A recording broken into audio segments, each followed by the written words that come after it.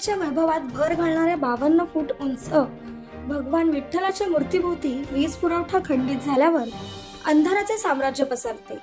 करोडो रुपये खर्चून उभारलेल्या प्रति पंढरपूरमध्ये वीज नसेल यावर लोकांना विश्वास बसत नाही। या स्थितीमुळे नागरिक आणि वारकऱ्यांमध्ये नाराजी पसरली आहे। उल्हास नदीच्या तीरावर आमदार महेंद्र थोरवे यांच्या पुढाकाराने उभारलेले हे स्थळ कर्जतसाठी अभिमानास्पद आहे। मोठ्या प्रमाणावर सुशोभीकरण करण्यात आले असून पर्यटक व वारकऱ्यांसाठी हे हक्काचे ठिकाण झाले आहे।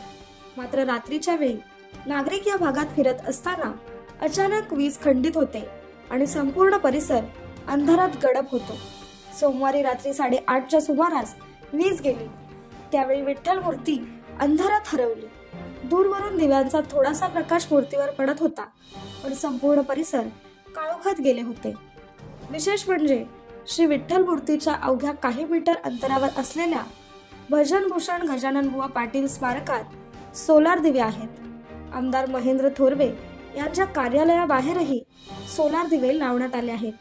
मात्र करोडो रुपये खर्चून विकसित केलेल्या विठ्ठल मूर्तीच्या परिसरात सोलार दिव्यांची सोय नाही। यावर अनेकांनी आश्चर्य व्यक्त केले आहे। प्रति पंढरपूरच्या सुशोभीकरणासाठी सरकारने मोठ्या प्रमाणावर निधी खर्च केला, पण विजेच्या समस्येवर उपाययोजना करण्यात आल्या नाहीत। आजच्या काळात इन्व्हर्टर सहज उपलब्ध असतात, अशा ठिकाणी कृत्रिम प्रकाश योजना न करणे प्रशासनाची मोठी चूक मानली जात आहे। कर्जत नगर परिषद आणि बांधकाम विभाग हे अंदाजपत्रक तयार करताना या बाबीचा विचार केला नाही का, असा प्रश्न नागरिक उपस्थित करत आहेत। भगवान विठ्ठलाची मूर्ती कर्जतकरांसाठी केवळ एक आकर्षण नाही, तर ती श्रद्धेचे प्रतीक आहे।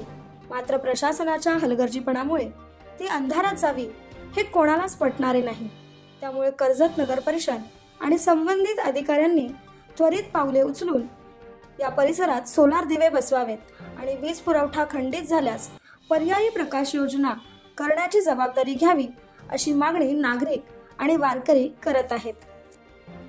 सिंधुदुर्ग, जळगाव, पुणे, यवतमाळ, अमरावती, नाशिक, नांदेड, अहमदनगर, सातारा, कोल्हापूर, बदलापूर, शहापूर, मुरबाड, आसनगाव, कसारा, वाशिंद, कर्जत, कल्याण, दिवा, मुंब्रा, ठाणे, मुलुंड, पनवेल, वाशी, अंधेरी, दादर या भागांसाठी प्रतिनिधी हवे आहेत।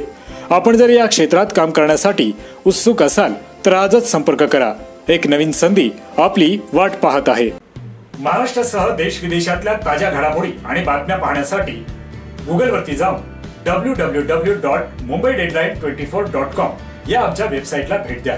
त्याचबरोबर यूट्यूबवरती जाऊन मुंबई डेडलाईन 24 हे चॅनेल सर्च करा। सबस्क्राईब हे बटन दाबा। आमच्या नवीन घडामोडी आणि ताज्या अपडेट पाहण्यासाठी बेल आयकॉनला क्लिक करा।